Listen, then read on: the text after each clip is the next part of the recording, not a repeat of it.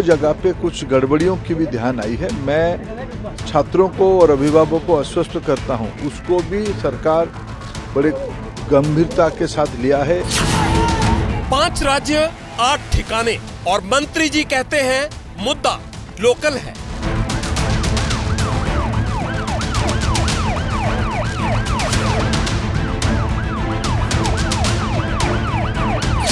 लातूर में बैठे संजय जाधव और जलील पठान,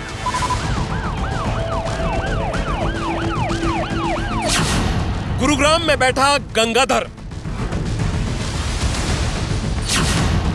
पटना में बैठा सिकंदर यादवेंदु, नालंदा का संजीव मुखिया,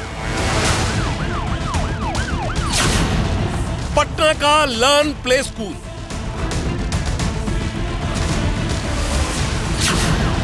हजारीबाग का ओएसएस स्कूल,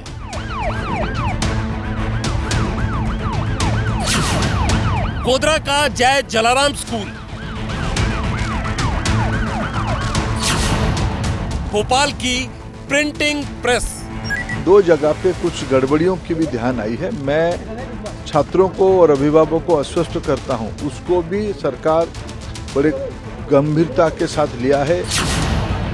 मंत्री जी लीक वोकल है, लेकिन माफिया ग्लोबल है। एग्जाम माफिया का sleeper cell, NEET paper leak का ग्लोबल मॉड्यूल।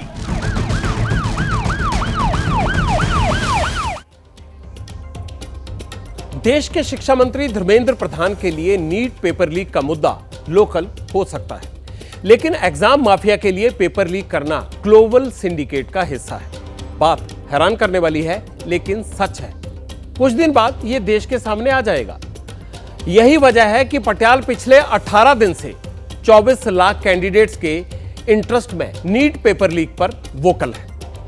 आज के परीक्षण में आपको यह बताऊंगा कि पेपर लीक माफिया कैसे एजेंसी और सरकार को लोकल लीक के झांसे में रखकर ग्लोबल कमाई कर रहा है। नीट पेपर लीक मामले की जांच में जुटी हुई सीबीआई के हाथ अब तक क्या क्या सुराग लगे हैं, इसका अपडेट जैसे ही आपके सामने आएगा आपको पता चल जाएगा कि नीट पेपर लीक में लोकल और ग्लोबल का रैकेट है क्या, सरकार कितनी कंफ्यूज है और local mafia NEET paper leak करने के लिए कितना मजबूत।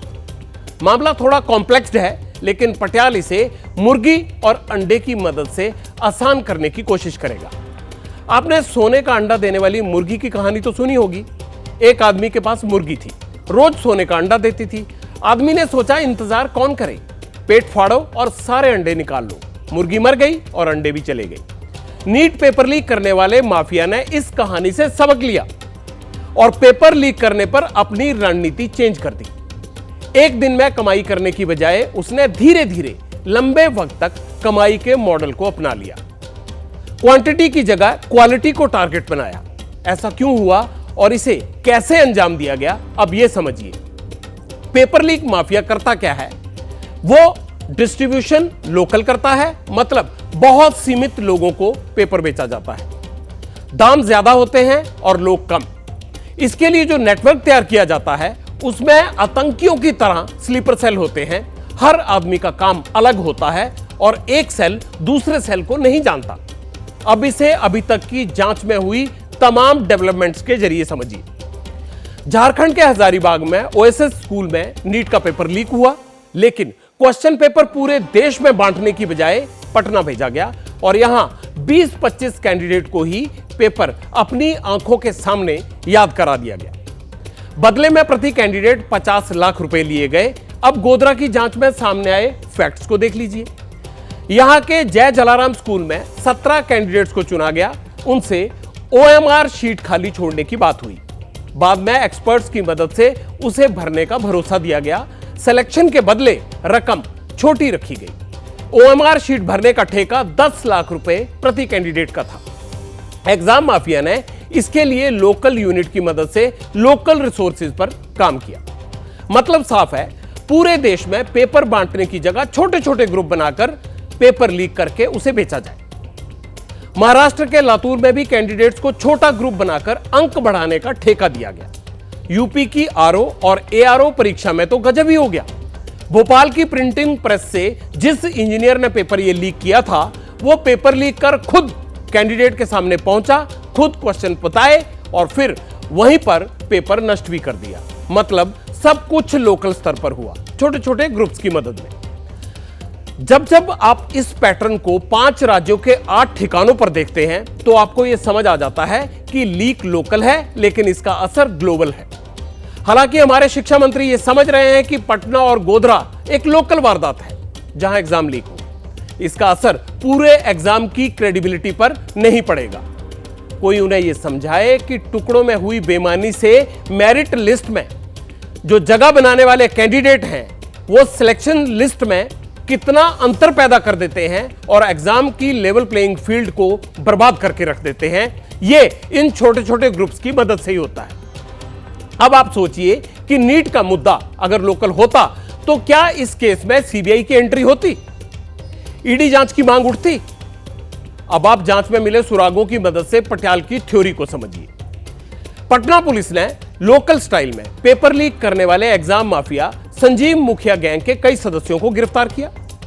आरोपी अब सीबीआई के शिकंजे में हैं। आज पटना की विशेष सीबीआई कोर्ट ने आरोपी बलदेव कुमार उर्फ चिंटू और दूसरे आरोपी मुकेश कुमार को 3 दिन की सीबीआई रिमांड पर भेज दिया। दोनों आरोपियों ने क्वेश्चन पेपर की फोटोकॉपी करके लर्न प्ले स्कूल के 30 बच्चों को सवालों के जवाब वहां याद करवाए, सिर्फ 30।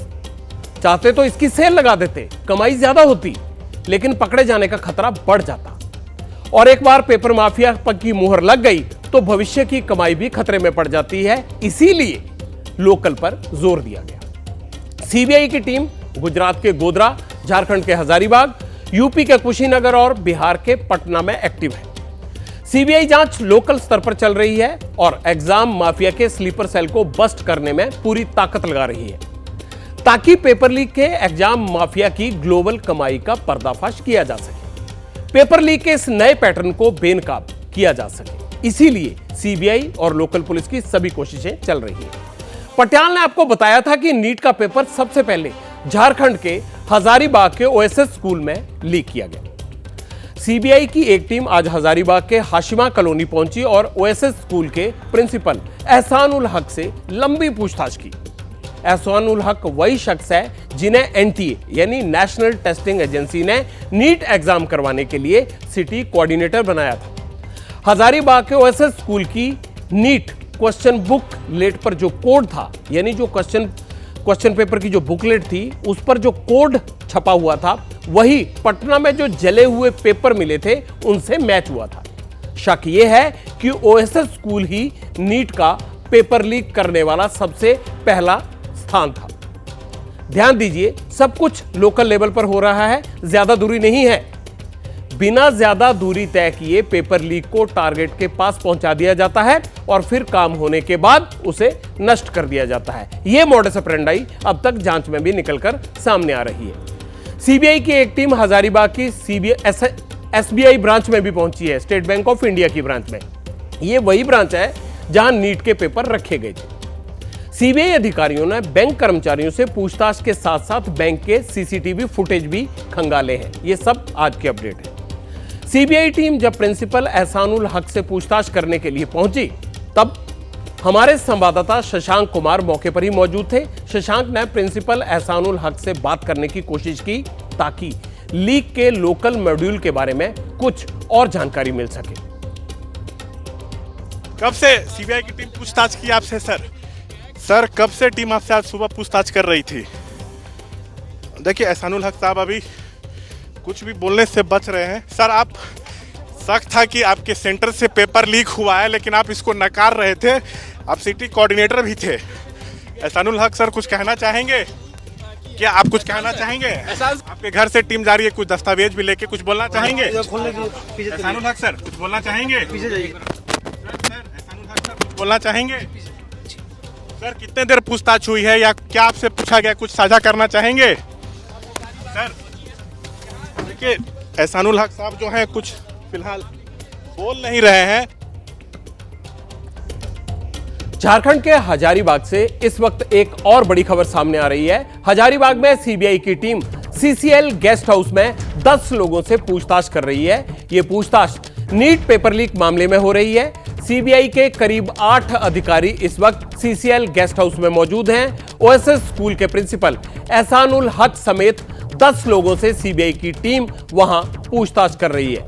ज्यादा जानकारी के लिए हजारीबाग से मेरे साथ जुड़ रहे हैं हमारे संवाददाता शशांक कुमार। शशांक, क्या अपडेट है?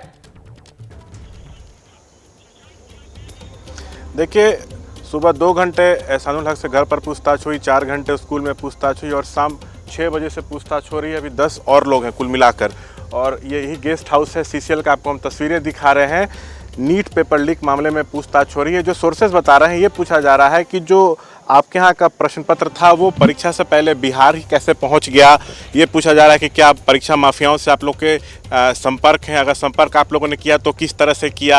आप सिटी कोऑर्डिनेटर थे, आपके अंडर में 5 सेंटर थे हजारीबाग में, तो क्या उन जगहों पर भी खेला किया गया है। अगर पैसे का लेन देन हुआ है तो वो कितना का हुआ है, क्या पोस्ट डेटेड चेक लिए गए थे, पूरा खेल किसने रचा। इस तमाम तरह के सवाल जो हैं वो पूछे जा रहे हैं। और जो सामने कमरा दिख रहा है, विशाल कैमरा पर्सन आपको दिखा रहे हैं, उसी में एहसानुल हक और अन्य लोग मौजूद हैं। वैसे लोग हैं जो परीक्षा के दिन सेंटर पर बड़ी जिम्मेदारी जिनके पास थी। तो लगातार पूछताछ हो रही है और जानकारी ये मिल रही है कि रात भर पूछताछ होगी। और इसी बीच एक खबर ये भी आ रही है कि ये सब कुछ बहुत लोकल स्तर पर ऑपरेट हो रहा था। क्या कोई जांच में नया पैटर्न सामने निकल कर आ रहा है? देखिए, नया पैटर्न तो फिलहाल कुछ निकल कर सामने नहीं आ रहा है। फोकस इसी बात पर किया जा रहा है जानने का कि आखिर परीक्षा से पहले ही जो पेपर था वो पटना कैसे पहुंच गया, कौन लोग इसके पीछे हैं, किनसे तार जुड़ रहे हैं। तमाम अभी इन्हीं चीज़ों पर जो है वो फोकस किया जा रहा है। लेकिन हाँ, एक बात सामने जरूर आ रही है कि मोटी रकम जो है अभ्यर्थियों से पूरे मामले पर ली गई है। हो सकता है ये जो पूछताछ चल रही है इसमें कल सुबह तक कुछ नए और बड़े चौंकाने वाले खुलासे हो जाएं। जी बहुत बहुत शुक्रिया। आप इस पूरे मामले पर नजर बनाकर रखिएगा, हमें हर अपडेट दीजिएगा। लेकिन पटियाला के परीक्षण में आप ये देख रहे हैं कि नीट पेपर लीक मामले की मॉडस ऑपरेंडी कितनी लोकल है, लेकिन माफिया का पैटर्न कितना ग्लोबल है। कैसे छोटे छोटे स्लीपर सेल बनाकर एग्जाम माफिया ने पेपर लीक किया। अब आपको इसका एक और उदाहरण दिखाने के लिए लातूर लेकर चलता हूं, जहां चुपचाप पैसे के बदले नंबर बढ़ाने का रैकेट चल रहा था। पब्लिक इंटरेस्ट की टीम पिछले 18 दिनों से नीट पेपर लीक धांधली के मामले में इस मुद्दे को फॉलो कर रही है। इसी कड़ी में आज हमारी टीम महाराष्ट्र के लातूर में उस स्कूल पर पहुंची जहां नीट परीक्षा में घोटाले का आरोपी जलील पठान हेडमास्टर था। वही जलील पठान जिसने महाराष्ट्र पुलिस ने अरेस्ट भी कर लिया और उसे 2 जुलाई तक पुलिस रिमांड में भी भेजा गया है। जलील के साथ लोकल एसेट संजय जाधव काम कर रहा था और दावा यह किया जा रहा है कि उनका हैंडलर गुरुग्राम में बैठा गंगाधर है। जलील और संजय धांधली करते थे, पैसा कलेक्ट करते थे, उसे गंगाधर तक पहुंचाया जाता था। मतलब अगर एक पकड़ा जाए तो बाकी सब अलर्ट हो जाएं और छिप जाएं, जैसे कि आतंकी ऑपरेट करते हैं। उसी तरह से बिल्कुल वही स्टाइल था। इसमें आसपास के लोगों को उनके इरादों की भनक तक नहीं लगती। अब इसका एक उदाहरण और आपको दिखाता हूं। नीट धांधली का खुलासा होने के बाद जलील को जिला परिषद के प्राइमरी स्कूल कातपुर के हेडमास्टर पद से हटा दिया गया है। स्कूल के नए हेडमास्टर को नियुक्त कर दिया गया है। स्कूल के नए हेडमास्टर नवनाथ चौहान होंगे और पेरेंट्स स्कूल कमेटी के अध्यक्ष पांडुरंग मस्के।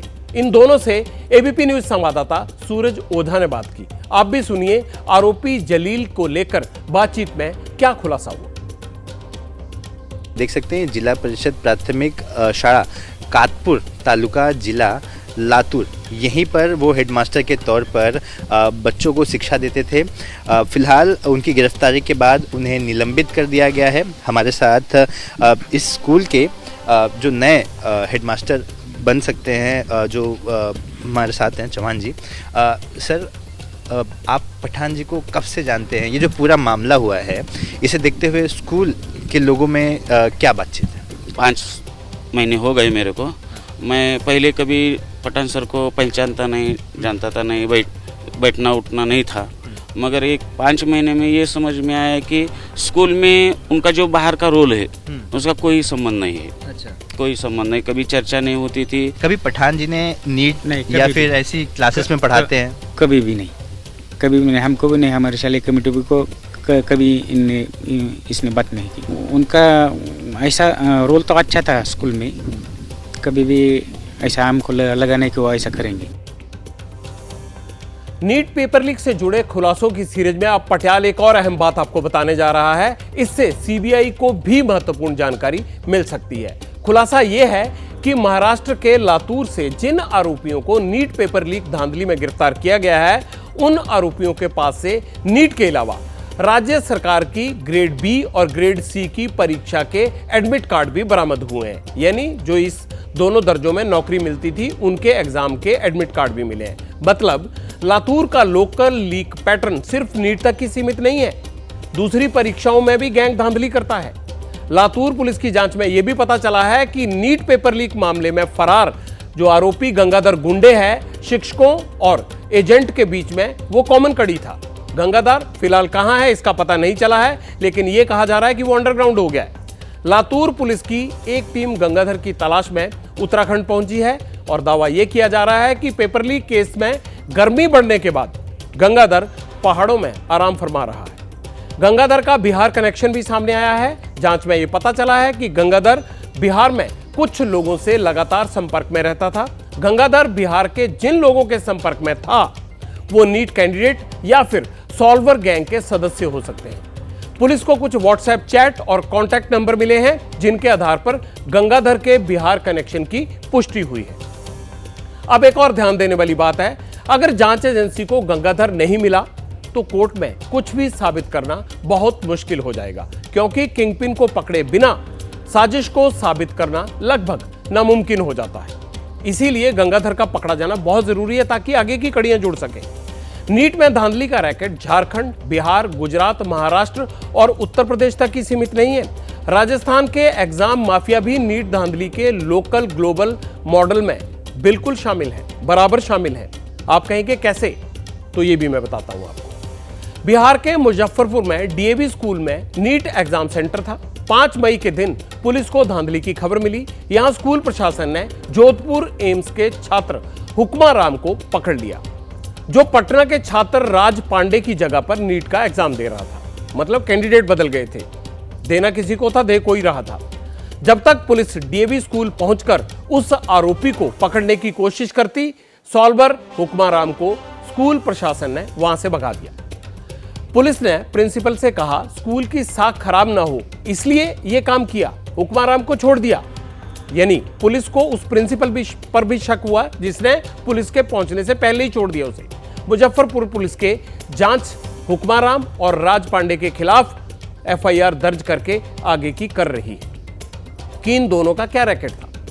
अब पूरे मामले में आरोपी हुक्मा राम का माफीनामा सामने आया है। हुक्मा राम के मुताबिक राज पांडे से उसकी मुलाकात कोटा में हुई थी। नीट रजिस्ट्रेशन के टाइम पर फॉर्म में राज पांडे की जगह मेरी फोटो लगा दी गई, ऐसा उसने अपने कबूलनामे में कहा है। इसके बदले में तब मुझे 1 लाख रुपए मिले थे, हुक्मा राम कह रहा है। राज पांडे की जगह पेपर देने के बदले 4 लाख रुपए मिलने थे।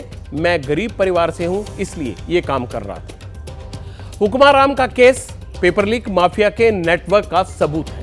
यानी वो इंटेलिजेंट स्टूडेंट्स को जो गरीब घरों के हैं उनको भी ढूंढ कर रखते हैं। कोचिंग सेंटर से शिकार पकड़े जाते हैं। एम्स में पढ़ने वाले हुक्मा राम को सफलता, परीक्षा में सुधार और एनटीए के कामकाज की समीक्षा के लिए केंद्रीय शिक्षा मंत्रालय ने हाई लेवल कमेटी बनाई है।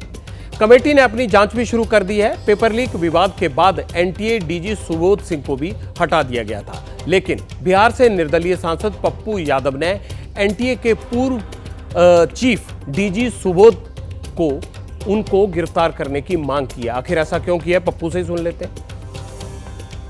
20 आत्महत्या कर लिया वहाँ कोटा में, और लगातार हत्या पे हत्या हो रही है, और हर तरह के एग्जामिनेशन के पेपर लीक हो रहे हैं। लाठीचार्ज होती है, गोली चलती है, बच्चे केस में इन्वॉल्व हो जाते हैं। पासवर्ड जब सुबोध के पास था तो एक दिन पहले क्वेश्चन कैसे गया वो, पहले तो ये सवाल है। और सुबोध को आपने एफआईआर लॉन्च क्यों नहीं किया, आप हमको ये बताओ। और जेल क्यों नहीं भेजे, आप सिर्फ हटा क्यों दिए? पहले तो आप मान ही नहीं रहे थे कि क्वेश्चन आउट हुआ। पटियाल का एक निवेदन है, सरकार पेपर लीक को एक लोकल घटना ना माने, बल्कि उसके पैटर्न की पूरी जांच कराए। उसे पता चलेगा कि एग्जाम की पवित्रता एक जगह नहीं, देश में कई जगह भंग हुई है। किसी भी एग्जाम में लेवल प्लेइंग फील्ड बहुत जरूरी है। नीट के इस एग्जाम में समान अवसर के सिद्धांत की धज्जियां उड़ी हैं, इसलिए इसे रद्द करना ही एकमात्र रास्ता बचा है। जैसे ही घड़ी का काटा दोपहर 2:30 पे आए, बबीता जी का दिल सास बहू साजिश के लिए मचल जाए। और ये है इनकी बहू, पूरे दिन ऑफिस की टेंशन हो जाए गॉन जब ये करें अपना फेवरेट शो फ्री टाइम पे ऑन। इनकी तरह आप भी देखिए अपना फेवरेट शो अपने टाइम पर और डाउनलोड कीजिए एबीपी लाइव ऐप अपने स्मार्ट टीवी पर।